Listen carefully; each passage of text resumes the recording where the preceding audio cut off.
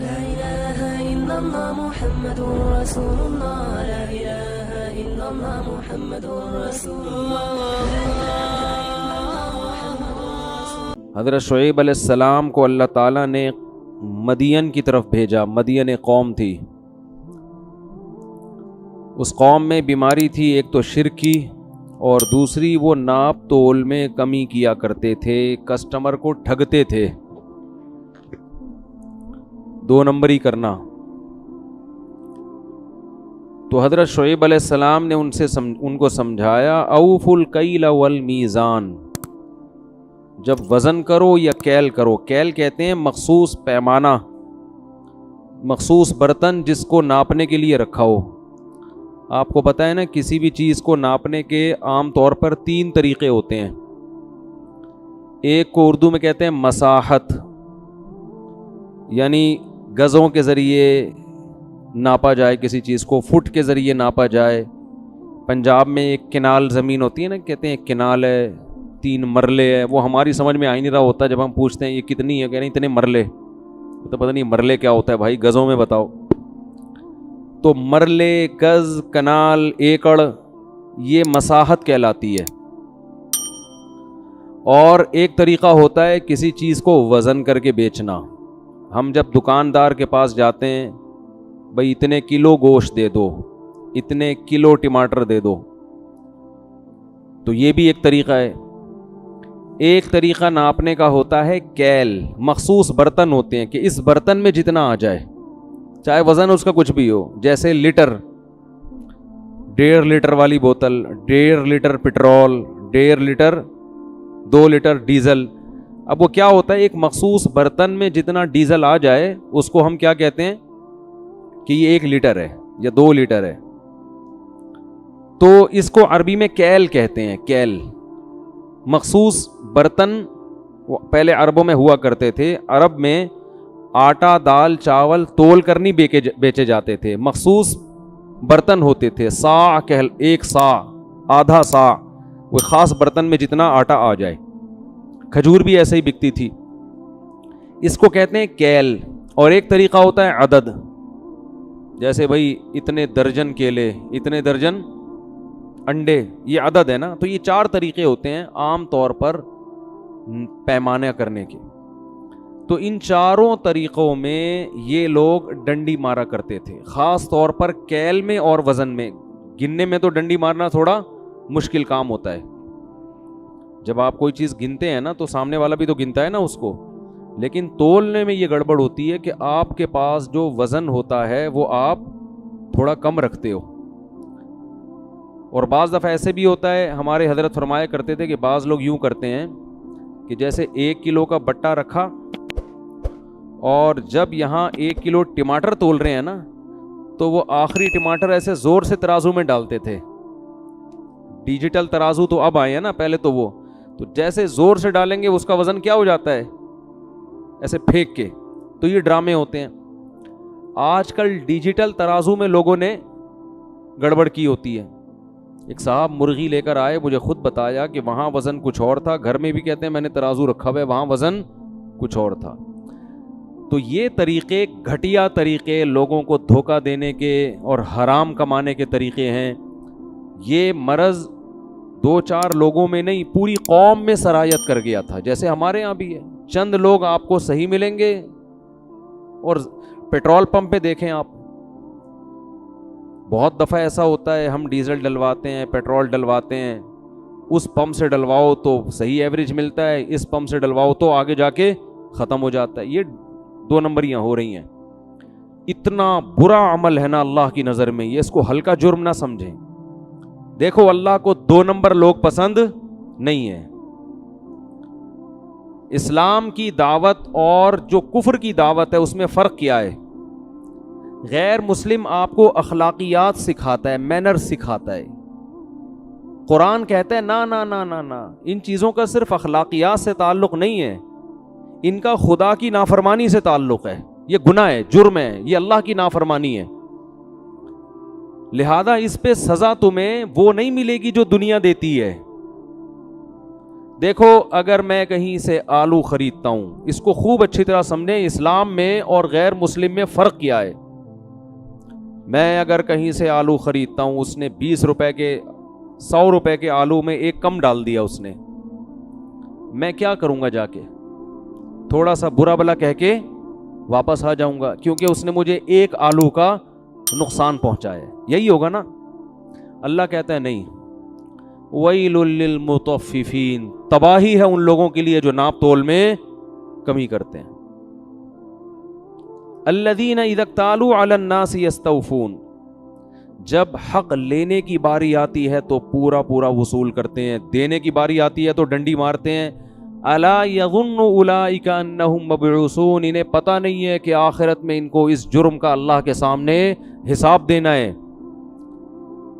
تو یہ جو نافرمانی کر رہے ہیں، یہ کسٹمر کی نافرمانی بعد میں ہے، یہ اللہ کی نافرمانی پہلے ہے. تو جہنم کی آگ کی سزا اللہ نے اپنی نافرمانی کی وجہ سے رکھی ہے، آلو کم دینے کی وجہ سے نہیں رکھی. دیکھو قتل کی سزا قرآن کیا بیان کرتا ہے، وَمَن يَقْتُلْ مُؤْمِنًا مُتَعَمِّدًا فَجَزَاؤُهُ جَهَنَّمُ، جس نے ایک ایمان والے کو جان کر قتل کیا اس کی سزا کیا ہے؟ جہنم کی آگ میں پھینکوں گا جس میں وہ بہت طویل عرصے رہے گا. وَغَضِبَ اللَّهُ عَلَيْهِ، اللہ کا اس پر غضب بھی ہوگا اور اللہ کی اس پر لعنت بھی ہوگی، اور بہت بڑا عذاب اللہ نے اس کے لیے تیار کر کے رکھا ہے. سوال پیدا ہوتا ہے اتنی سخت سزا تو مقتول بھی نہیں دینا چاہتا اپنے قاتل کو. بھائی اگر مقتول کو زندگی دی جائے اور کہا جائے اس نے تمہیں قتل کیا تھا تو تم کیا سزا؟ وہ کہے گا عمر قید میں ڈال دو، اس کو بھی قتل کر دو. یہی کہے گا نا، اس سے اتنے پیسے لے لو. وہ یہ کبھی نہیں چاہے گا کہ اس کو ایک طویل عرصے کے لیے آگ میں بولو پھینک دیا جائے. تو مذہب یہ کہتا ہے کہ تم نے لوگوں کے حقوق ادا کرنے ہیں اللہ کے کا حق سمجھ کے، لوگوں کا حق سمجھ کے نہیں، بلکہ کس کا حق؟ بولو، اللہ کا حق سمجھ کے. جو لوگ زکوٰۃ نہیں دیتے، قرآن کہتا ہے یکنزون الذهب والفضة ولا ينفقونها في سبيل الله فبشرهم بعذاب أليم یوم یحمى علیہا فی نار جہنم فتکوی بها جباہہم وجنوبہم وظہورہم. سونے چاندی کے ڈھیر رکھے ہوئے ہیں نا گھروں میں. خواتین کے پاس کتنا زیور ہوتا ہے، بہت سی خواتین کا زکوٰۃ نکالتے ہوئے جان نکلتی ہے. ارے اتنی زکوٰۃ، ارے اتنی کہاں سے دیں؟ جس خدا نے تمہیں اتنا نوازا ہے، زکوٰۃ وہی نکالتا ہے جس کے پاس اضافی ضرورت سے زائد چیزیں ہوتی ہیں. سال میں ایک دفعہ اللہ تم سے تھوڑے سے پیسے مانگ رہا ہے، خوش دلی سے دینا چاہیے. اے اللہ اتنا کہ ہم تو ڈبل دیں گے. کیسے؟ میں دیکھتا ہوں بعض خواتین کو پیشانی پہ لکیریں، یہ کیسے نکالیں بھائی، کیسے؟ یہ تو بہت زیادہ ہو گیا. تو اللہ کیا فرماتے ہیں جو لوگ زکوٰۃ نہیں دیتے، میں اسی سونے اور چاندی کو پگھلا کر ان کی پیشانیوں کو داغوں گا قیامت کے دن، اور کہوں گا ھذا ما کنزتم لانفسکم، یہ ہیں وہ خزانے جو تم نے اپنے لیے جمع کر کے رکھے تھے. اب زکوٰۃ غریب کا حق ہے نا، کیا خیال ہے؟ غریب سے اگر کہا جائے کہ اس نے تمہیں زکوٰۃ نہیں دی تھی، تم کیا سزا تجویز کرو گے؟ وہ کہے گا 2 تھپڑ لگا دو اس، یہی کہے گا نا. نہیں آ رہی بات میرا خیال ہے. وہ کبھی اس پہ راضی نہیں ہوگا کہ اس سونے اور چاندی کو پگھلا کے اس کی پیشانی کو داغا جائے، یہ گرم کر کے اس کی پیشانی پہ ڈالی جائے. وہ کہے گا بھائی یہ اتنا بڑا جرم نہیں ہے. لیکن اللہ کہے گا جرم اس لیے ہے کہ زکوٰۃ غریب کا حق نہیں ہے. زکوٰۃ کس کا حق ہے؟ میرا حق ہے. میں نے پیسہ دیا ہے تو مجھے اس کا ٹیکس دو، میرا شکر ادا کرو. اور میرا شکر ایسے ہوگا کہ جن غریبوں کا رزق میں نے اپنے ذمے لیا ہے وہ اسی طرح لیا ہے کہ کسی کو براہ راست دوں گا، کسی کو تمہارے ذریعے سے دوں گا. تو اب تم دو. اس لیے علماء کہتے ہیں جب ہم غریب کو زکوٰۃ دیتے ہیں تو اصل میں غریب اللہ کا وکیل بن کے قبضہ کر رہا ہوتا ہے، دے اللہ کو رہے ہیں. جیسے میں نے کسی کو پیسے دینے ہیں، دکان پہ قرضہ چڑھا ہوا ہے، فرض کرو آپ نے مجھے پیمنٹ کرنی 1 لاکھ روپے. میں کہتا ہوں یار وہ ڈائریکٹ جا کے راشن والے کو دے دو، میرا قرضہ چڑھا ہوا ہے. چڑھا ہوا نہیں ہے، ایک مثال دے رہا ہوں. ٹھیک ہے نا, آپ جا کے ڈائریکٹ اس کو دے دیں تو اس کا ہاتھ ہوگا, اصل میں وہ کس کا ہاتھ ہے؟ میرا. وہ میرا نمائندہ بن کے, وکیل بن کے قبضہ کر رہا ہے, آپ مجھے ہی دے رہے ہیں, ورنہ آپ کو اس سے کیا واسطہ, وہ کون ہے, آپ کا راشن سے کیا تعلق بھائی. تو اللہ تعالیٰ بھی ہم سے پیمنٹ مانگتے ہیں, بھائی میری پیمنٹ کا ٹائم آ گیا, مجھے دے دو. اگر تم شکر ادا کرتے ہو نا, مانتے ہو کہ پیسہ میں نے دیا ہے, تو نکالو پیسے. اے اللہ کہاں عرش پہ جائیں ہم تجھے دینے کے لیے؟ نہیں آ رہی بات میرا خیال ہے. اے اللہ ہم عرش پہ جائیں, ہم کہاں جائیں؟ کیا بیت اللہ جا کے خانہ کعبہ میں ڈال دیں؟ آغا خانی لوگ تو ڈال رہے ہوتے ہیں نا, وہ اپنے ان کو باباؤں کو دے رہے ہوتے ہیں, اور کچھ لوگ نٹی جھٹی کے پل پہ جا کے کچھ پرچیاں ڈال رہے ہوتے ہیں, پتہ نہیں وہ سمجھتے ہیں اللہ تک پہنچ جائے گی یا حضرت فلاں تک پہنچ جائے گی. اللہ نے سمپل طریقہ رکھا ہے. اللہ فرماتے ہیں مجھ تک پہنچنے کے لیے مجھے دینے کی ضرورت نہیں ہے, کچھ میرے نمائندے اور وکیل ہیں دنیا میں. اس نوعیت کے جو غریب تمہیں مارکیٹ میں نظر آئیں, کوئی بھی نظر آئے تو بس وہ میرا نمائندہ ہے, اس کو پکڑا دو, نہیں دیا تو میں نہیں چھوڑوں گا تمہیں. سمجھ میں نہیں آ رہی بات؟ تو دیکھو اسلام اور غیر اسلام میں فرق یہ ہے کہ مسلمان مخلوق کا حق ادا کرتا ہے اللہ کا حکم سمجھ کے. عبداللہ ابن مسعود رضی اللہ تعالی عنہ اپنے غلام کو کوڑے مار رہے تھے. غلام پہ کیا کر رہے تھے؟ بہت سختی, ماتحت تھا, بہت ٹھکائی لگائی اس کی. آپ صلی اللہ علیہ وسلم نے دیکھ لیا, فرمایا للہ اقدر علیک منک علیہ, اے ابن مسعود تجھے جتنی اس غلام پر اللہ نے قدرت دی ہے نا مارنے کی, اللہ کو تجھے سزا دینے کی قدرت تجھ پر اس سے بھی زیادہ ہے. اب دیکھو اللہ کیوں سزا دے رہا ہے بھائی؟ غلام کو اگر کوئی زیادہ زیادہ مارے گا تو گورنمنٹ سزا دے گی نا, کہ بھائی جتنا اضافی مارا ہے تو آپ کو بھی اتنی. وجزاء سیئۃ سیئۃ مثلھا, قرآن کہہ رہے جیسی برائی ہے اسی کے بقدر بدلہ ہے. تو 3 کوڑے مارے تو 3 کوڑے لگ جائیں, ایسا ہی ہونا دنیا کا یہی اصول ہے نا. ارے کسی نے آپ کے ایک تھپڑ مارا تو قرآن آپ کو اجازت دیتا ہے کہ جتنی اسپیڈ سے مارا ہے اتنی اسپیڈ سے آپ بھی اس کے رکھ دیں, وہاں پہ لے جا, اجازت دی ہے قرآن نے. بہتر ہے کہ معاف کر دیں, لیکن اگر مارنا چاہتے ہیں تو 1 مارا ہے تو پھر 2 مارنے کی آپ کو اجازت نہیں ہے. جتنی انگلیاں اس کی چھپی ہیں اتنی ہی اسپیڈ سے آپ نے بھی وہاں کیا کر دینی ہے, چھاپ دینی. ٹھیک ہے نا, ایسے نہیں مارنا کہ کل وہ اخبار میں آ جائے. وہ حضرت موسیٰ علیہ السلام نے جو مکہ مارا تھا نا, جس پہ بندہ اخبار میں آ گیا تھا, وہ ان کی نیت تھی نہیں, اس کی قسمت تھی کہ وہ اگلے دن اس کا نام, پہلی سرخی تھی یہی کہ حضرات فلاں جگہ پر ایک فرعونی کی لاش ملی ہے, سمجھ میں نہیں آ رہا کہ وہ مرا کیسے ہے. تو آپ کو اجازت دی ہے, لیکن اللہ کیا سزا دے رہا ہے؟ عبداللہ بن مسعود رضی اللہ تعالی عنہ کو نبی نے فرمایا, حضرت عبداللہ بن مسعود نے نا وہ آزاد کر دیا غلام کفارے کے طور پر, کہ جو میں نے زیادہ اس پہ زیادتی ہو گئی ہے تو اس کا کفارہ کیا ہے, آزاد ہو جائے. تو آپ نے کیا فرمایا, اگر تم اس کو آزاد نہ کرتے تو جہنم کی آگ تمہیں چھوتی, آگ کا کچھ نہ کچھ حصہ پہنچتا تمہیں جو تم نے اس پہ اس کے ساتھ زیادتی کی ہے.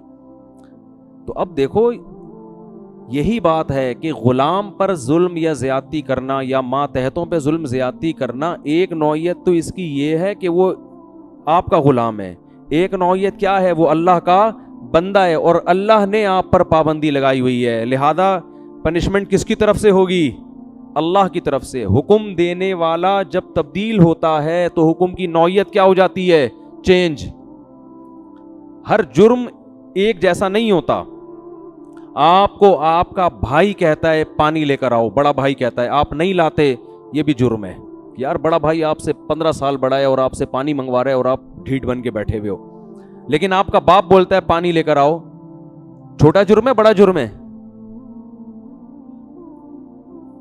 حالانکہ ایک ہی جنس ہے نا, وہاں بھی پانی نہیں لے کر آئے اور یہاں بھی پانی نہیں لے کر آئے, لیکن آرڈر دینے والے کی آرڈر سے نوعیت میں فرق. اور جناب آپ ڈی ایس پی صاحب بیٹھے ہوئے ہیں اور ایک عام پولیس والے کو ڈی ایس پی صاحب کہتے ہیں, کچھ بھی آرڈر دیا ڈی ایس پی صاحب نے کہ جاؤ ذرا فلاں کی انکوائری کر کے آؤ, وہ جا ہی نہیں رہا, ہل ہی نہیں رہا ہے, ہو سکتا ہے سسپینڈ کر دے اس کو اس پہ.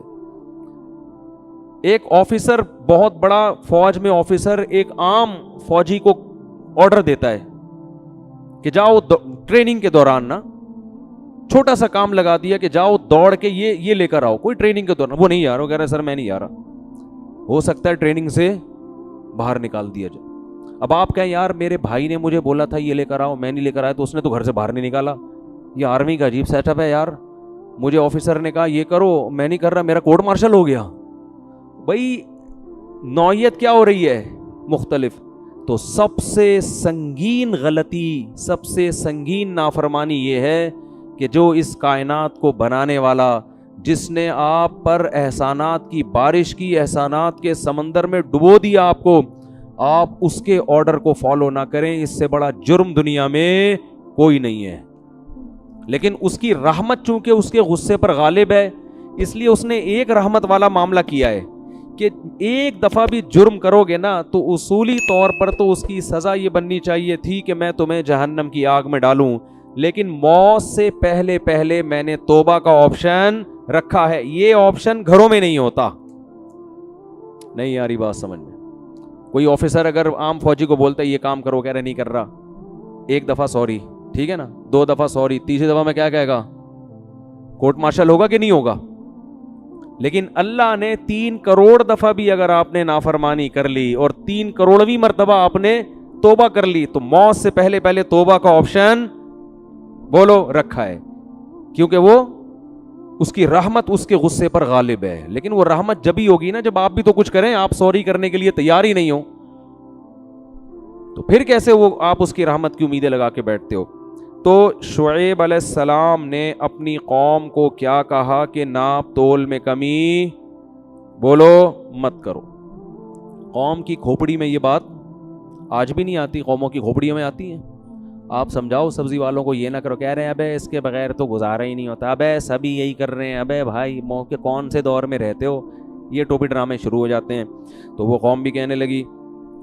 پھر وہ ایک جرم یہ بھی کرتے تھے کہ راستوں میں بیٹھ جاتے تھے, اور جو لوگ بھی حضرت شعیب پر ایمان لاتے نا ان کو وسوسے ڈال کے اللہ کے راستے سے روکتے تھے, جو کام آج فیس بک اور یوٹیوب پہ ہو رہا ہے. اچھے بھلے لوگ جب دین کی طرف آتے ہیں ان کو فرقواریت میں الجھا دینا, ان کو علماء کے خلاف, محدثین فقہا کے خلاف, صحابہ کے خلاف, وہ صحابہ سے ہی غلطی ہوئی, وہ اسلام ہی مشکوک لگنے لگتا ہے. اسلام کے جو بیسک احکام ہیں جو صدیوں سے جن پر اتفاق چلا آ رہا ہے ان میں شک پیدا کر دینا. جیسے غامدی صاحب تو ماشاءاللہ ہول سیل کے حساب سے یہ کام کر رہے ہیں. میرا دل نہیں چاہتا نام لوں, لیکن کیا کروں, پھر وہ سمجھانا پڑتا ہے نا.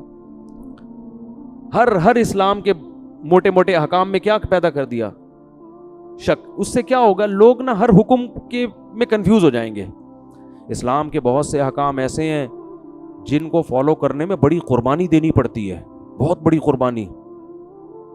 اگر آپ اس میں کنفیوز ہو جائے نا کہ یہ اللہ کا حکم ہے بھی یا نہیں ہے, تو آپ قربانی دینے کے لیے آمادہ نہیں ہو. 3 طلاق کا مسئلہ دیکھ لو, غصے میں لوگوں کے منہ سے 3 طلاقیں نکل جاتی ہیں. اب کچھ لوگوں نے کنفیوز کر دیا, کہا کہ 1 ہے, کوئی کہا 3 ہے, تو اب آپ کے لیے اس 3 والے حکم کو فالو کرنا بہت مشکل. کہو گے یار پتہ نہیں حرام ہوئی بھی ہے, میں اچھی بلی بیوی بچے چھوڑ دوں, حالانکہ یہ بھی اتفاقی مسئلہ چلا آ رہا تھا صدیوں سے. تو ایسے ہر مسئلے میں ہر مسئلے میں کیا کنفیوژن. پہلے یہ تھا کہ بھائی 3 ہی ہوتی ہیں, غصے میں نکلی جو بھی ہے رو یا دھوئے گا, لیکن یار واپسی کا آپشن کیا ہو گیا, ختم, صبر آ جائے گا.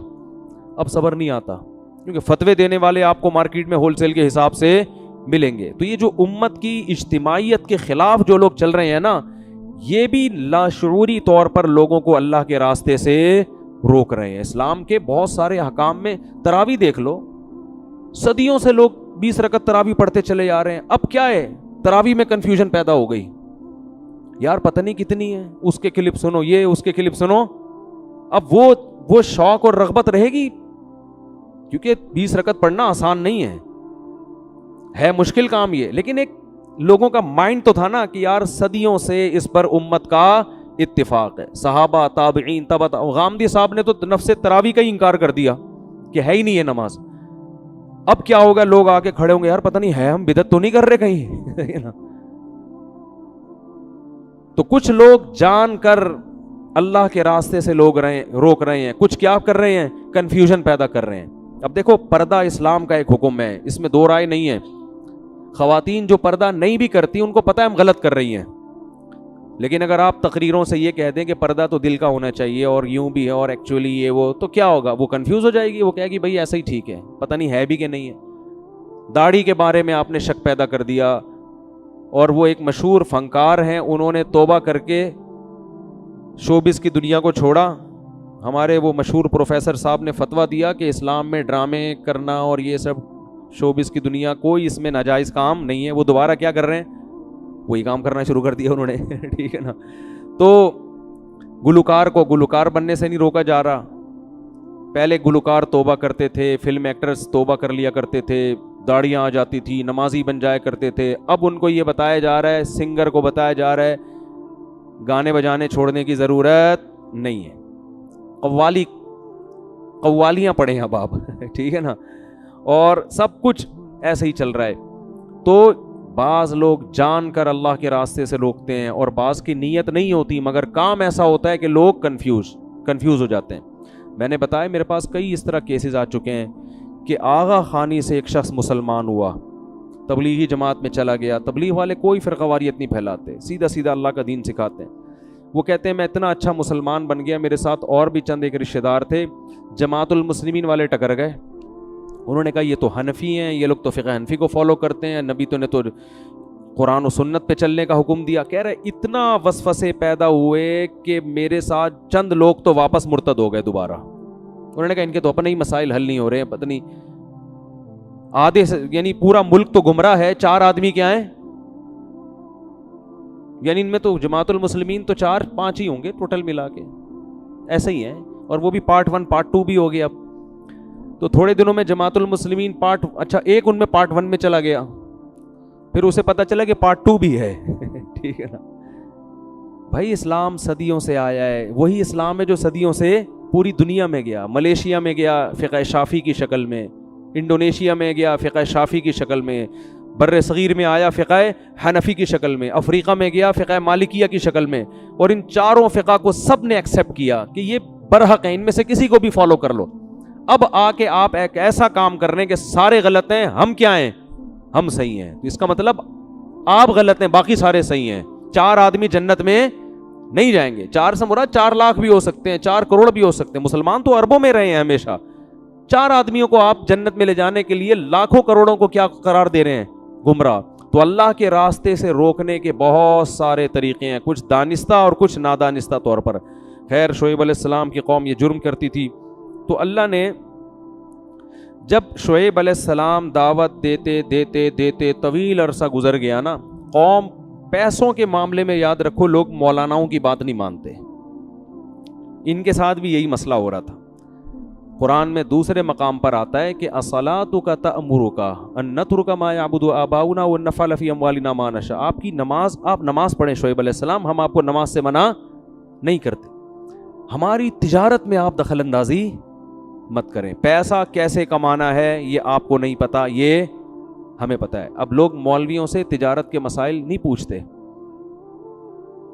میں نے پچھلے سال نا تبلیغ کے کچھ اکابر تھے کیا ہیں، اللہ ان کی عمر میں برکت دے، پروگرام بنایا کہ ہم تاجروں کے لیے ورک شاپ کرواتے ہیں، ان کو تجارت کے مسائل سکھائیں گے۔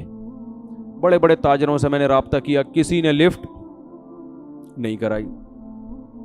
میں نے ان بزرگ کو فون کیا، میں نے کہا لفٹ ہی نہیں کرا رہا کوئی، ویسے حضرت جی ہر وقت آگے پیچھے، مفتی صاحب ہمارے یہاں کب آئیں گے، ٹھیک ہے نا، اور نارملی بیان کے لیے بہت لوگ۔ انہوں نے کہا یہ جو تجارت کے مسائل کا لیبل ہے نا یہ بڑا خطرناک ہے، لوگ یہ سمجھتے ہیں مولانا لوگ ہماری تجارت میں کیا کر دیں گے، ٹانگ اڑا دیں گے، یہ حرام ہے، یہ ناجائز ہے، اچھا بھلا ابھی چل رہا ہے چلنے دو، پتہ نہیں فیکٹری ہی نہ بند کروا دیں کہیں۔ یہ سمجھ میں نہیں آ رہی بات، حالانکہ ایسا بالکل بھی نہیں ہے۔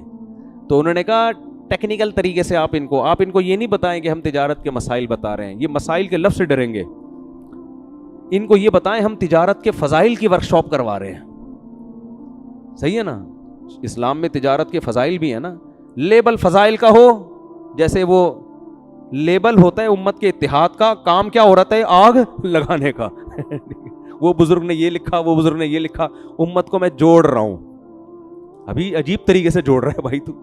میں لوگوں سے کہتا ہوں نا، آپ نے اپنے تمام رشتہ داروں کو گھر میں بلایا، دعوت دی، سب آ کے بیٹھ گئے، پھر آپ نے سب کے عیب نکالنا شروع کیے, میرے ماموں اس دن یہ کر رہے تھے, میرے چاچو اس دن یہ کر رہے تھے, تیرے پپا نے یہ کیا. اب جب سب میں آگ لگ گئی, کیا کر رہا ہے, کہہ رہے میں رشتہ داروں میں جوڑ پیدا کر رہا ہوں, فرقہ واریت کو ختم کر رہا ہوں. تو ہم کیا لگائیں گے لیبل فضائل کا, ان کو بتاتے رہیں گے بھائی یہ حرام ہے, یہ ناجائز ہے. لیکن صحیح عالم کیا کرتا ہے, وہ یہ نہیں کہتا کہ صرف کہ یہ حرام ہے, بلکہ وہ اس کا آلٹرنیٹ بتاتا ہے. بھائی یہ ناجائز ہے لیکن یوں کر لو تو آپ کا پروفٹ بھی کم نہیں ہوگا, لیکن یہ تجارت کیا ہو جائے گی, جائز ہو جائے گی. لیکن لوگ بڑے ڈرتے ہیں, وہ کہتے ہیں مفتیوں کے سر پہ سینگ لگے ہوئے, یہ ٹکر ماریں گے ہمیں, ہمارا اچھا بھلا کام چل رہا ہے, دھندا چل رہا ہے, اس کا بیڑا غلط کر دیں گے. لیکن بہرحال اچھے لوگ بھی دنیا میں موجود ہیں. بہت سے تاجر پوچھتے ہیں, اب ایک پرسوں چند دن پہلے تاجر کا فون آیا کہ میرا کنٹینر آ رہا ہے, 20 لاکھ کا کنٹینر ہے, میں نے 25 میں فروخت کر دیا ہے آگے, حالانکہ کنٹینر ابھی پورٹ سے لگا نہیں ہے. بھائی یہ تو جائز نہیں ہے. نبی صلی اللہ علیہ وسلم کی صحیح حدیث ہے, کوئی بھی چیز قبضے میں لیے بغیر آپ آگے نہیں بیچ سکتے. اب میں صرف اتنا کہہ دیتا جائز ہے, وہ کہتے ہیں ابے یار یہ 5 لاکھ کا اچھا بھلا پروفٹ کیا ہو گیا, تیل ہو گیا, اب تو ہم کر ہی نہیں سکتے, سارے تاجر پہلے سے ہی کر رہے ہیں یہ سب کچھ. تو آلٹرنیٹ بتا دیتا ہے آدمی, بھائی آپ ایسا کریں, کنٹینر ابھی لگا نہیں ہے, آپ بیچیں نہیں, بیچنے کا وعدہ کر لیں. سمجھ میں آ رہی ہے بات, کیا کر لیں, بیچیں نہیں نا, بیچنے کا کیا کر لیں, وعدہ کر لیں. بکنگ کے پیسے لے لیں ایڈوانس, بے شک 25 لاکھ ایڈوانس لے لیں, کہیں ابھی میں نے بیچا نہیں ہے, یہ صراحت کریں, کنٹینر پہلے لگے گا, میرے قبضے میں آئے گا, اس کے بعد میں آپ کو بیچوں گا, اور اس وقت آپ کو یہ حق حاصل ہوگا کہ آپ خریدنے سے انکار کر دیں, کیونکہ ابھی بیچا ہے نہیں. انکار کریں گے آپ کو آپ کی پیمنٹ واپس مل جائے گی. لیکن عام طور پر ایسے موقع پہ کوئی انکار کرتا ہے نہیں. سمجھتے ہو کہ نہیں سمجھتے ہو؟ تو ایک چیز قبضے میں ہے نہیں, ایسے بیچ در یہ تو ایک قسم کا سٹا ہے یہ, اور یہی ہو رہا ہے فوریکس ٹریڈنگ میں, یہی ہو رہا ہے نا. آپ دیکھو جو انٹرنیٹ پہ ٹریڈنگ ہو رہی ہے زیادہ تر, تو قبضے میں لائے بغیر چیز بیچ نہیں سکتے. ہاں پلاٹ ایسی چیز ہے جو اگر آپ نے خرید لیا تو قبضہ کیے بغیر بھی بیچ سکتے ہیں. سمجھتے ہو کہ نہیں سمجھتے ہو؟ تو پلاٹوں کی فائل ہیں تو ادھر ادھر, لیکن اس میں بھی یہ ضروری ہے کہ خریدا ہو, آپ کی ملکیت میں آ گیا ہو, اور یہ پتا ہو کہ ہے کہاں. اب یہ مسائل کا پورا سیشن شروع ہو جائے گا, پھر میں آگے چلتا ہوں. یہ تو واعظ و نصیحت کی باتیں ہیں نا. تو خرید و فروخت کے اسلام کا ایک نظام ہے, آپ نے اس نظام کو فالو کرنا ہے. ہم انگریز نہیں ہیں کہ جیسے چاہیں تجارت کریں, وہ تو کرتے رہتے ہیں, پتہ نہیں کیا کیا چیزیں نکال رہے ہوتے ہیں. 4 آدمی کو تم یہ بیچو تو وہ آگے ہر 4 میں سے ہر ایک آگے 4 کو بیچے گا, تو ان کا بھی پروفٹ تمہیں ان کا تجھے کس کھاتے میں مل رہا ہے ان کا پروفٹ ہے بھائی. ایک دفعہ ہمارے پاس ایک صاحب آئے, ہمارے استاذ بھی بیٹھے ہوئے تھے, کہنے لگے کہ ہم نے یہ جوسر مشین بنائی ہے, ایکچولی نہیں بلکہ میڈیسن تھی, کوئی وٹامن کی تھی, کوئی ایک جنرل جو ہوتی ہے نا, ایک عام جو لوگ عام طور پہ استعمال کرتے ہیں. کہا ہم یہ اس طرح سے بزنس کر رہے ہیں کہ ہم یہ بیچیں گے جتنوں کو بھی, ان کو ہم یہ سہولت دیں گے کہ آپ نے بھی آگے 10 آدمیوں کو بیچنی ہے, پھر وہ 10 میں سے ہر ایک 10 کو, تو ان میں سے ہر ایک کا کمیشن ان 5 کو ملے گا. اب اس کی وجہ سے اس میڈیسن کی جو مارکیٹ ویلیو سے زیادہ ویلیو پہ بیچ رہے ہیں, وہ ظاہر ہے نارمل ویلیو پہ بیچنے کے لیے اس تکلف کی ضرورت تھوڑی ہے. میرے ذمے ہمارے استاذ نے لگایا ہوا تھا, ان کم وقتوں کو سمجھو یہ کر کے آ رہے ہیں معذرت کے ساتھ. تو میں ان کے آفس میں چلا گیا, ان کی پریزنٹیشن جو بھی تھی نا وہ سن کر آیا میں. تو پتہ یہ چلا کہ یہ جو میڈیسن کی قیمت اتنی ہے, اضافی قیمت جو بندہ دے رہا ہے نا, وہ صرف اس چکر میں دے رہا ہے کہ آگے میں 10 آدمیوں کو یہ پہنا دوں گا اور یہ میرے پیسے کور ہو جائیں گے. اگر یہ 10 کو نہیں پہنا سکا تو یہ پیسے کور نہیں ہوں گے. تو یہ جائز طریقہ نہیں ہے. لیکن وہ پتہ نہیں فتوے بھی آپ ہر جگہ سے آج کل مل جاتے ہیں, کہیں سے ٹھپے وپے لگا کے لائے ہوئے تھے حلال ہے.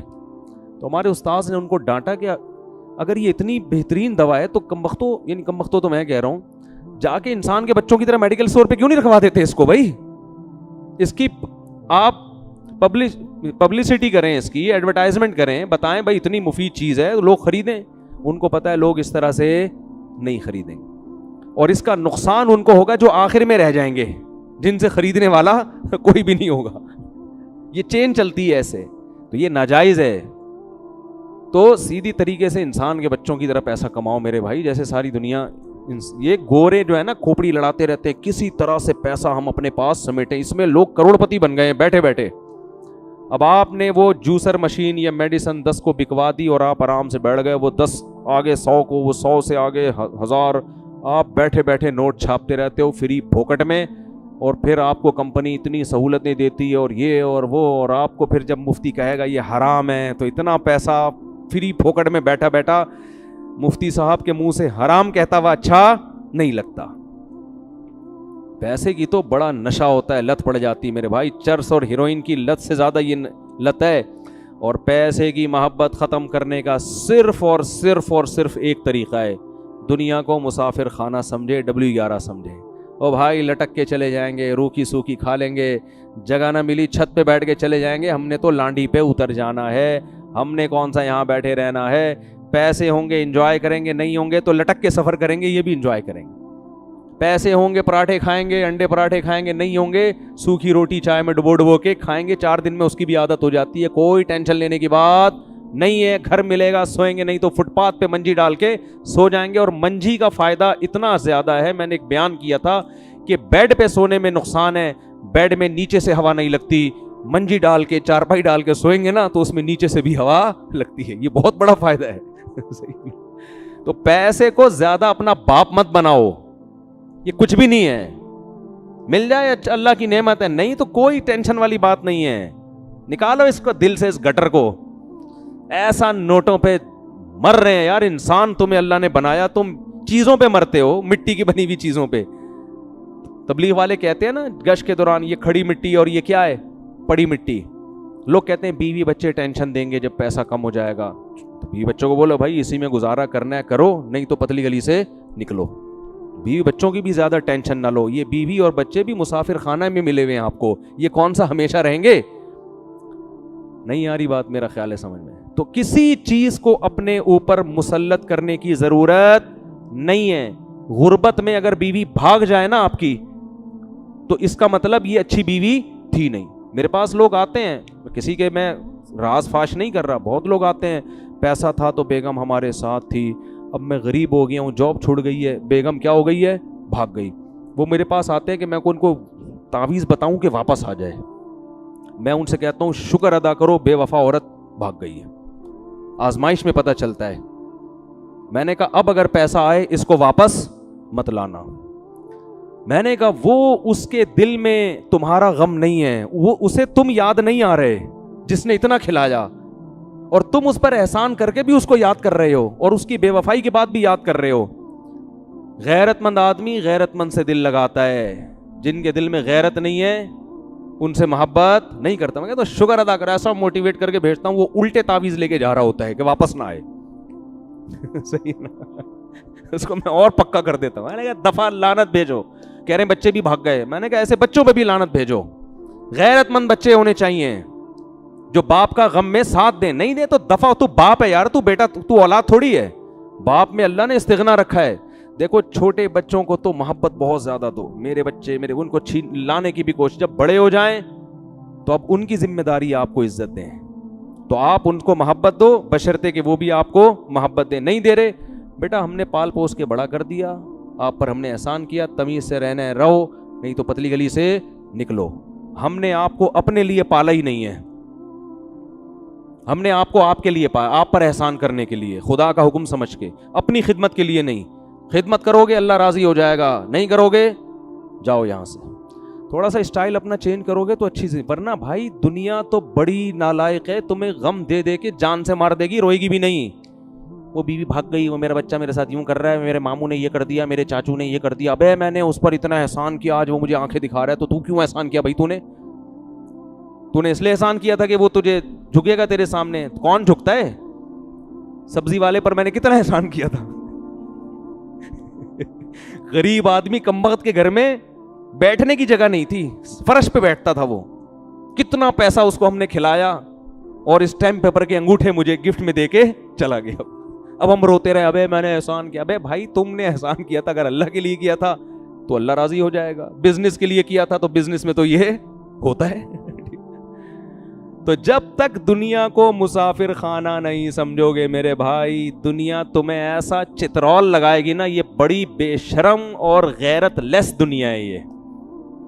اب گالیاں تو نہیں دے سکتا نا میں ممبر پہ بیٹھ کے، اس لیے میں تھوڑا انگلش ملا کے، ورنہ اس کو جتنی گالیاں دی جائے نا یہ کیا ہے، کم ہے. سے زیادہ دل صرف کس سے لگاؤ؟ اللہ سے. اللہ وفا کرتا ہے، تھوڑا کرو گے بہت زیادہ دے گا. ابراہیم علیہ السلام نے دنیا سے نہیں اللہ سے وفا کی تھی. اللہ کہتے ہیں واتخذ اللہ ابراہیم خلیلا، اللہ نے ابراہیم کو اپنا جگری دوست بنا لیا، خلیل بنا لیا. یعقوب علیہ السلام نے کس سے وفا کی؟ اللہ سے. کیسا نوازا اللہ نے.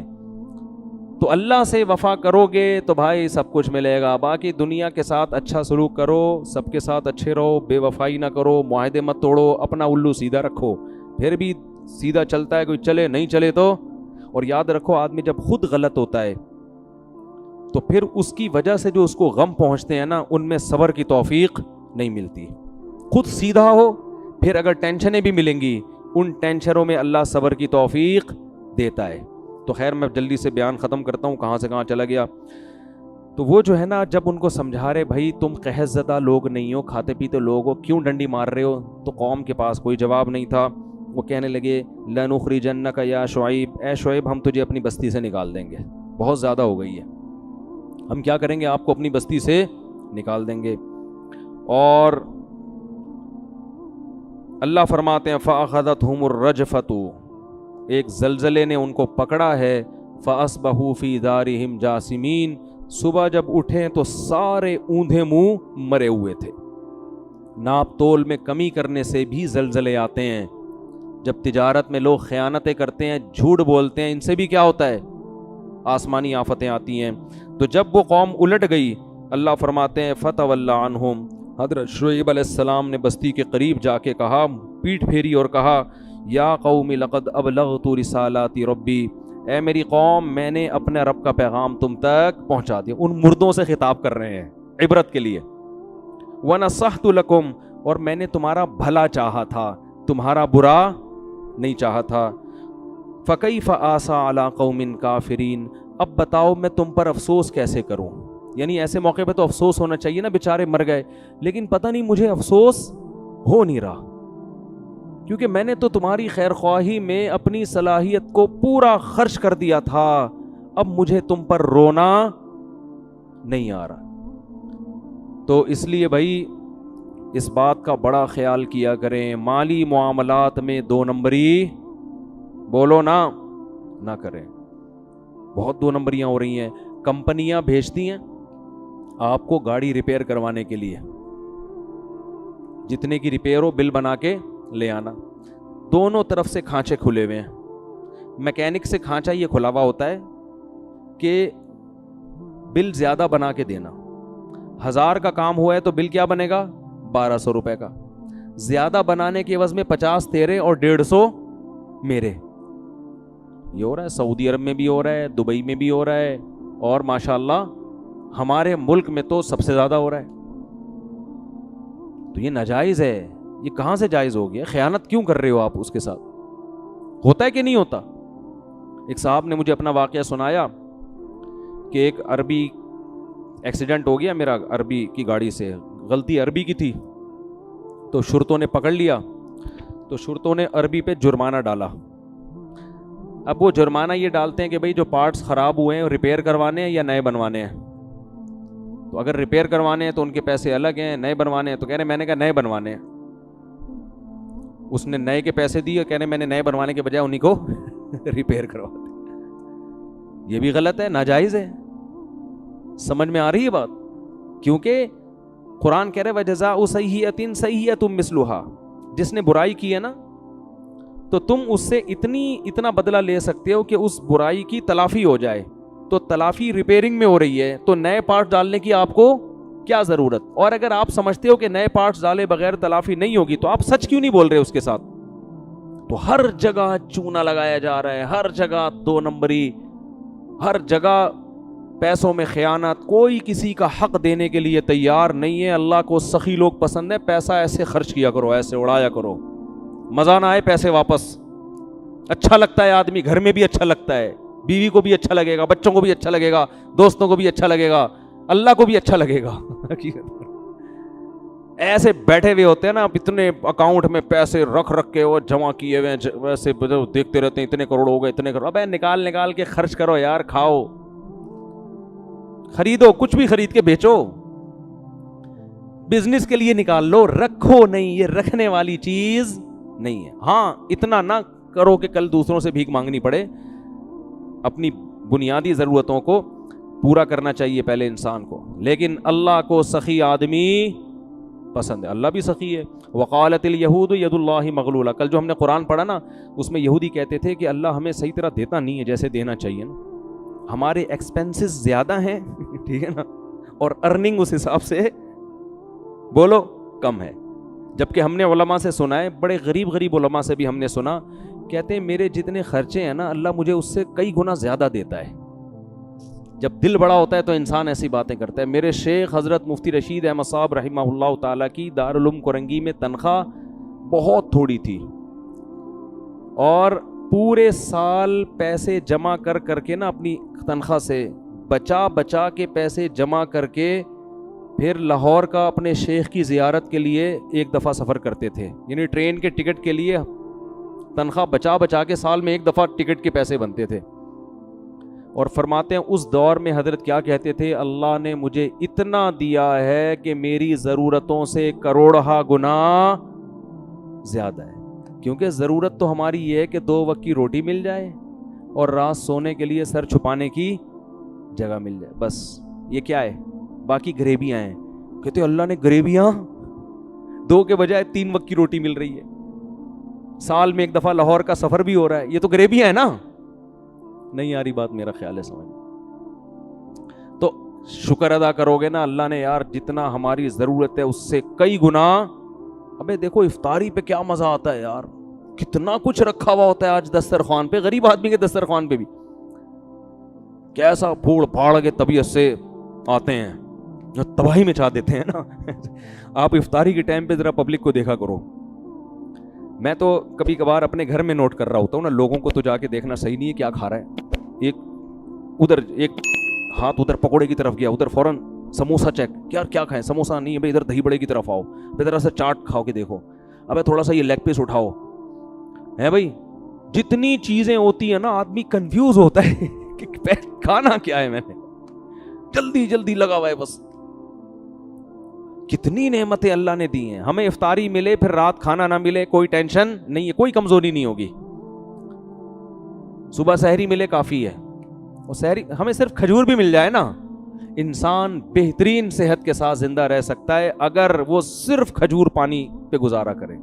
صحابہ کرام کئی مہینے کھجور اور پانی پہ گزارا کرتے تھے, اور بڑی بھاری بھرکم تلواریں لے کے میدان جنگ میں لڑا کرتے تھے. کھجور ہی ایسی چیز ہے جس میں اللہ نے سب کچھ رکھ دیا ہے, باقی سب غریبیاں ہیں. شربت بھی پی رہے ہیں, پھر پکوڑے بھی کھا رہے ہیں, پھر سموسے بھی پھوڑ رہے ہیں, اور یہ بھی, اور بریانی کی طرف ایک ٹن مارا, وہاں سے ٹن تھوڑا سا ادھر سائڈ پہ ٹن مار کے نہاری کی طرف آئے, پھر فروٹ چاٹ کی طرف ٹن مارا, ایسے کنفیوز ہو رہا ہوتا. اس وقت آپ کسی کے آگے سے سموسا چھین لو. میں نے ایک گھر میں لڑائی دیکھی ہے, کیا ہوا تھا, افطاری کے وقت پر آپس میں ایسی لڑائی ہوئی ہے ایک گھر میں. وہ پہلے میں کہیں رہا کرتا تھا, وہاں کے پڑوس کسی کا ذہن, وہ ان کا بھی ذہن نہیں جائے گا, کسی کا راز فاش نہیں کر رہا. افطاری کے وقت نہ ایسی قاتلانہ لڑائی ہوئی ہے بھائیوں میں.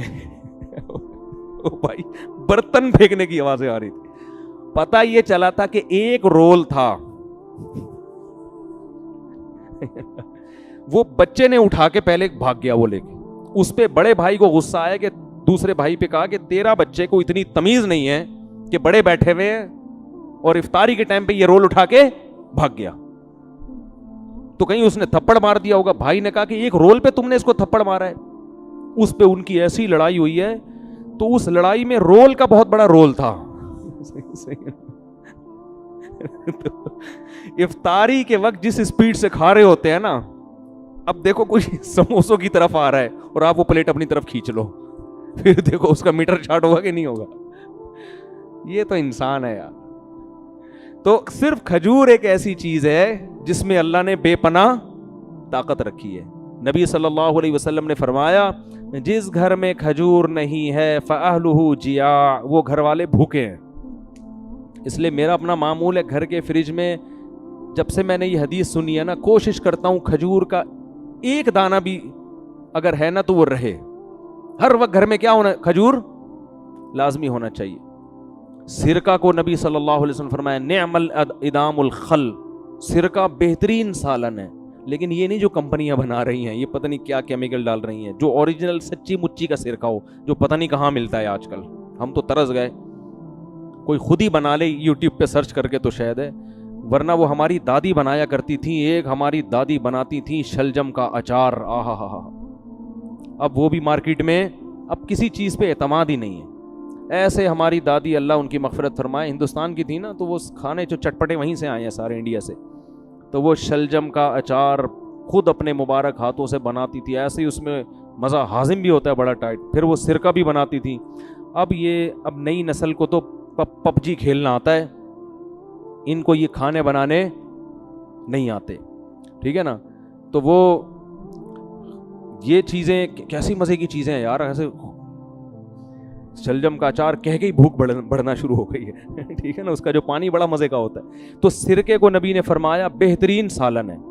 اچھا یہ جو سرکہ یہ چیزیں نا یہ ہلکی سی کھائی جاتی ہے. لوگ تجربے کر رہے ہوتے ہیں یوٹیوب پہ سرچ کر کے کہ جس نے ایک چمچ سرکہ نہار منہ پیا اس کو دل کے وال کھل جائیں گے.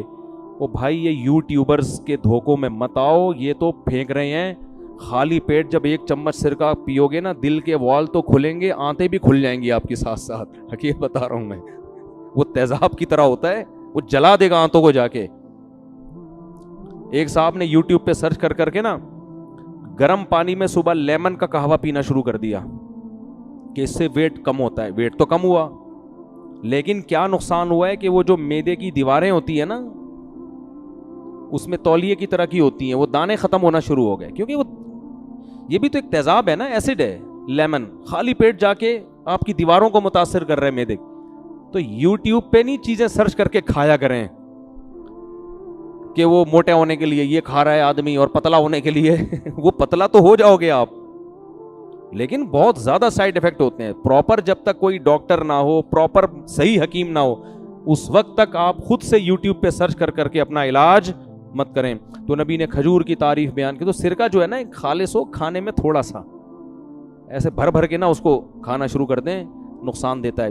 تو اللہ نے اتنی نعمتیں دی ہیں، حالانکہ ہماری ہر ضرورت کھجور سے پوری ہو جاتی ہے. صحابہ کی تو ساری ضرورتیں. اور ہمیں کھجور اچھی کیوں نہیں لگتی؟ اس لیے نہیں لگتی کہ بھائی بھوک نہیں لگتی ہمیں. ایک دفعہ طبیعت سے بھوکے ہو، پھر دیکھو تازہ کھجوریں جب سامنے آئیں گی نا ان کو پھوڑنے میں مزہ نہ آئے، پیسے واپس. ہمارے نبی شدید بھوک میں، اتنی شدید بھوک تھی کہ اس بھوک نے آپ صلی اللہ علیہ وسلم کو گھر سے نکلنے پر مجبور کر دیا. ہم تو بھوک لگے بغیر کھاتے ہیں، اس لیے ان نعمتوں سے صحیح لذت حاصل نہیں کرتے. بھوک لگے پھر دیکھو. تو نبی گھر سے نکلے، بس یہ واقعہ سنا کے بیان ختم کرتا ہوں. حضرت ابو بکر بھی نکل گئے، انہوں نے کہا میں بھی بھوکا. حضرت عمر بھی نکل گئے، فرمایا میں بھی کیا ہوں اتنی بھوک. تو ایک صحابی کے گھر پہ گئے، انہوں نے بلایا، انہوں نے کہا اپنے باغ میں بلایا ان کو، کہا کہ اللہ کی قسم آج کے دن روئے زمین پر آپ سے اچھے مہمان اور مجھ سے بہتر میزبان کوئی بھی نہیں ہے کہ مجھے سید الانبیاء ابو بکر عمر کی دعوت کا موقع ملا.